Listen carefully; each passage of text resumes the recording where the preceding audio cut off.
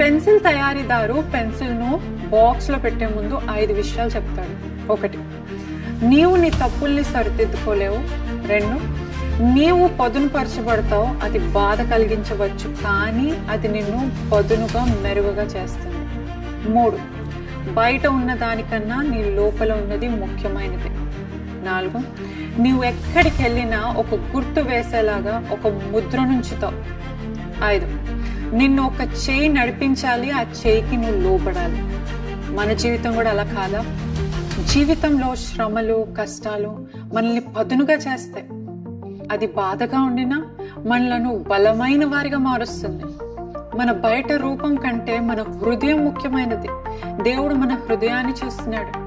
మనం ఎక్కడికి వెళ్ళినా మన ప్రభావం అక్కడ ఉంటుంది కదా. అది మంచి కావాలంటే మనం దేవుని చేతికి లోబడి దేవుని చేయి మనలను నడిపించినప్పుడు మాత్రమే మన నిజమైన ఉద్దేశాన్ని నెరవేర్చగలం.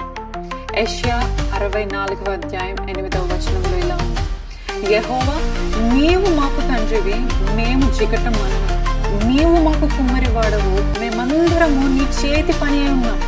సో ఈరోజు దేవుడు నీ కథను తన చేతితో వ్రాయని పెన్సిల్లా ఉండి సాధారణంగా వినయంగా సిద్ధంగా ఉంది. ఎందుకంటే సృష్టికర్త చేతిలో ఒక చిన్న పరికరం కూడా అమోఘమైన గుర్తు వదిలిపెట్టు.